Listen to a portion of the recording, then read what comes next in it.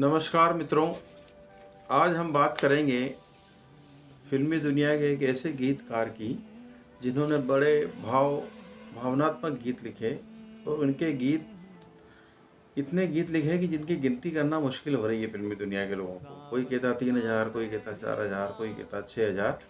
तो इस तरह से कयास लगाते हैं। एग्जैक्ट इनकी संख्या अभी तक कोई नहीं बता पाया है। इनके पुत्र ने एक किताब भी लिखी है इनके ऊपर, लेकिन उसमें भी उन्होंने स्पष्ट रूप से नहीं कहा कि कितने गाने गाए हैं, लेकिन हाँ, उन्होंने ये स्वीकार किया है कि 5 से 6,000 के बीच में गाने लिखे हैं। गीत गाए भी हैं उन्होंने कुछ गीत, लेकिन ज़्यादा नहीं गा पाए। वो गीतकार थे, गीत लिखते रहे। और इस गीतकार का नाम है आनंद बख्शी। जी हाँ, आनंद बख्शी का जन्म 1930 में रावलपिंडी में हुआ था। रावलपिंडी आजकल पाकिस्तान में है। पहले एकीकृत भारत में 1930 में, 1947 में भारत का विभाजन हुआ, तो 1930 में इनका जन्म हुआ था। जब विभाजन हुआ तो विभाजन के कारण पलायन हुआ, और पलायन में इनका परिवार, आनंद बख्शी का परिवार, सबसे पहले दिल्ली आया। दिल्ली में आकर बसा और दिल्ली में कुछ दिन रहने के बाद आनंद बख्शी सेना में भर्ती हो गए। सेना में कुछ साल निकाले इन्होंने। 1950 तक सेना में काम किया, इंडियन मिलिट्री में काम किया, मतलब थल सेना में। उसके बाद फिर नौसेना में भी कुछ दिनों काम किया। लेकिन जब नौसेना का विद्रोह हुआ 1947 में, तब ये सेना से बाहर हो गए और फिर बम्बई चले आए। यूँ कवि मन के व्यक्ति थे, तो सेना में निभाव होना कठिन ही था। कवि का और एक लेखक का सेना में पराक्रम करना बड़ा मुश्किल होता है। तो ये कवि मन इनको बम्बई की तरफ खींच लाया। कविताएं लिखते थे, कुछ प्रहसन लिखते थे। इसके कारण ये सेना में लोकप्रिय भी हुए थे अपने साथियों के बीच में। लेकिन बम्बई आने के बाद इन्होंने सीरियसली काम ढूंढना शुरू किया, फिल्मों में गीत लिखने का काम खास करके। और ये गाने में भी रुचि रखते थे, लेकिन गीत ही लिखे इन्होंने। और गीत में इन्होंने सबसे पहला जो गीत लिखा वो चले नहीं कुछ फिल्मों के शुरुआती दौर में, लेकिन जब पहला अच्छा ब्रेक इनको जो मिला वो था जब जब फूल खिले फिल्म। जब जब फूल खिले फिल्म शशि कपूर ने इसमें काम किया था। वो इनके दो गीत बड़े प्रसिद्ध हुए थे कि परदेशियों से ना अखियां मिलाना, और एक गीत था ये समा है ये प्यार का। इससे इनकी पहचान बन गई तो गीत चल पड़े। धीरे धीरे ये और अधिक गीत लिखने लगे, और इनकी अपार लोकप्रियता हुई हिमालय की गोद में, जो 1965 में आई थी मनोज कुमार की फिल्म। और इसके बाद मिलन 1967 में, ये मिलन पिक्चर सुनील दत्त और नूतन की थी, जिसमें एक गीत था सावन का महीना पवन करे शोर, शोर नहीं शोर, शोर जो मुकेश कहते हैं ना कि शोर नहीं बाबा शोर कहो, शोर नहीं। तो ये शोर और शोर का जो अंतर समझाने का काम आनंद बख्शी ने किया था। आनंद बख्शी इसके बाद रुके नहीं, लगातार इन्हें फिल्में मिलती गई, और खुशकिस्मत रहे कि इनकी फिल्में, जिन फिल्मों में आनंद बख्शी ने गीत लिखा, अधिकांश फिल्में हिट हुई। तो एक लकी कहते हैं ना, लकी फिल्मों के लिए लकी साबित हुए, और लगातार इनको फिल्में मिलती गई। आनंद बख्शी के गीतों में सादगी होती थी, भावनात्मक संवाद होते थे, इन सब का मिश्रण होता था, और एक सहज भाषा होती थी। बहुत क्लिष्ट उन दिनों क्या था कि जब आनंद बख्शी यहाँ फिल्मी दुनिया में आए, तब ज़्यादातर उर्दू के शायर और मशहूर शायर ही गीत लिखा करते थे। और वो गीत लिखते थे, और इतनी क्लिष्ट उर्दू होती थी कि लोगों की समझ में नहीं आती, क्योंकि ट्यून के कारण लोगों के जबान पर चढ़ जाते थे। पर फिर भी गाने उनको सहज सरल भाषा में गाने लिखने का श्रेय आनंद बख्शी को ही जाता। आनंद बख्शी ने के बारे में बात करते हुए एक बार सुभाष जी ने कहा है कि वे इतने समर्पित गीत लेखक थे कि घंटों सीटिंग में बैठे रहते थे, कहानी सुनते थे, वो सीन सुनते थे, पर्टिकुलर किस सीन के लिए गीत लिखा जा रहा है, और उस सीन के अनुसार गीत लिखते थे। तो सुभाष घई का अनुभव बहुत इस मामले में अच्छा रहा है।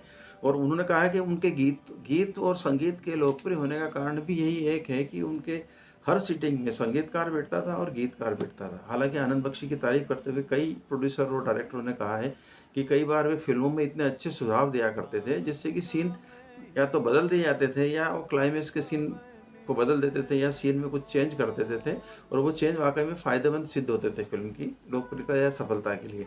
इसलिए लोगों के बीच आनंद बख्शी का काफ़ी सम्मान था। आनंद बख्शी को पुरस्कार की कोई कमी नहीं रही। उनके लिखे हुए गीत 40 बार, आप सोचिए कि 40 बार फिल्म फेयर के लिए नॉमिनेट हुए और इनमें से नॉमिनेशन के बाद में 4 बार उनको सर्वश्रेष्ठ गीतकार का पुरस्कार मिला। आखिरी में जब उनकी उम्र हो गई थी तब भी वे लेखन में लगे रहे और उन्हें 1995 में 1995 में DDLG तुम्हें देखा तो ये जाना सनम और 1999 में ताल का एक गीत लिखा था उन्होंने कि इश्क बिना क्या जीना यारो, इश्क बिना क्या जीना, इन दोनों को फिल्म फेयर अवार्ड मिले। मोम की गुड़िया फिल्म के लिए उन्होंने लता के साथ एक डुएट भी गाया था कि बागों में बहार आई, इस तरह का आगे का गीत है। तो हालांकि गाने उनके गीत गाए हुए गीत चले नहीं ज़्यादा, लेकिन लेखन में वे अल्टीमेट लिखने वाले थे। उनके प्रमुख, यदि हम प्रमुख 10 गीतों की बात करें उसके बारे में बताऊंगा आपको कि उन्होंने एक तो आराधना में लिखा था 1969 में कि मेरे सपनों की रानी तू कब आएगी तू। इतना हिट हुआ था वो किशोर कुमार का गाया हुआ गीत कि उससे राजेश खन्ना और ये सब लोग चल पड़े थे। इसके बाद अमर प्रेम में उन्होंने 1972 में गीत लिखा था कि चिंगारी कोई भड़के, 1972 में, ये भी किशोर कुमार ने ही गाया था। और बेताब एकदम नए हीरो के लिए, सनी देओल के लिए लिखा था उन्होंने कि जब हम जमा होंगे जाने कहाँ होंगे। इसी तरह हरे कृष्णा हरे रामा में देवानंद के लिए उन्होंने गीत लिखा था दम मारो दम, बहुत प्रसिद्ध हुआ था और वो बिना गीतमाला के टॉप गीतों में से एक रहा था किसी समय। कटी पतंग का गीत कोई भूल सकता है क्या, ये शाम मस्तानी। इसी तरह हाथी मेरे साथी में नफरत की दुनिया को छोड़ के, गाइड में आज फिर जीने की तमन्ना है, दो रास्ते में बिंदिया चमकेगी और जख्म फिल्म में महेश भट्ट की एक पिक्चर बनाई थी 1998 में। जख्म में उन्होंने लिखा था गली में आज चांद निकला, ये बहुत सुंदर गीत था। और अभिमान के गीत भी अल्टीमेट थे। सभी गीत आनंद बख्शी ने लिखा थे, सचिन देव बर्मन ने संगीतबद्ध किए थे। और अभिमान में तेरे मेरे मिलन की ये रहना। तो आप देखिए कि आनंद बख्शी का अधिकांश जो काम सचिन देव बर्मन और RD बर्मन के साथ हुआ और वो काम बहुत ही आज भी लोगों के मन में, मतलब यदि सुनते हैं तो वो और बस ये गाने लोगों के दिमाग पर छा जाते हैं। देखिए आज एक दो गानों की बात हम करते हैं उनके, आनंद बख्शी के लिखे हुए, जो RD बर्मन का संगीतबद्ध किया हुआ गीत है अमर प्रेम का। चिंगारी कोई भड़के तो सावन उसे बुझाए, सावन जो अगन लगाए उसे कौन बुझाए। देखो कितना बढ़िया लिखा है कि हमसे मत पूछो कैसे मंदिर टूटा सपनों का, हमसे मत पूछो कैसे मंदिर टूटा सपनों का, लोगों की बात नहीं है ये किस्सा है अपनों का। ऐसा मर्मस्पर्शी गीत था कि पूरी पिक्चर की कहानी को एक गीत, एकमात्र गीत ही बयान कर देता है। सही कहा था उन्होंने, सुभाष घई ने जो बयान दिया आनंद बख्शी के बारे में, वाकई सत्य है कि इस गीत को सुनोगे तो आप तो पूरा दर्द छलक के आ जाता है। वो किशोर की आवाज़ और RD बर्मन ने जो संगीत बनाया है अल्टीमेट है। एक नया 99 का जो गीत है जख्म पिक्चर का, जो महेश भट्ट ने बनाई थी, वो गीत भी यदि सुनते हैं आप तो उसका संगीतबद्ध तो उसको M.A. करीम ने किया था और गाया था अलका याग्निक ने और लिखा था आनंद बख्शी ने। कि वो गीत भी इतना मर्मस्पर्शी गीत लिखा है कि आपको अलग ही दुनिया में सोचने को मजबूर कर देता है कि तुम आए तो आज मुझे याद आया, गली में आज चांद निकला, जाने कितने दिनों के बाद गली में आज चांद निकला।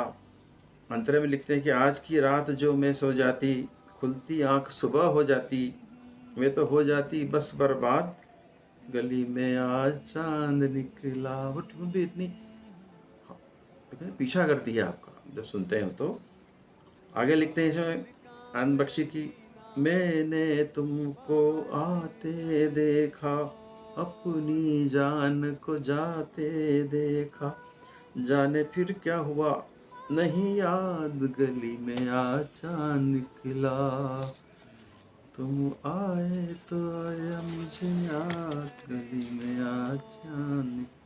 तो ये इस तरह के ये क्लासिक और उच्च कोटि के शब्दों का प्रयोग करने वाले आनंद बख्शी थे, जिन्होंने हजारों गीत लिखे जो आज भी सुने जाते हैं।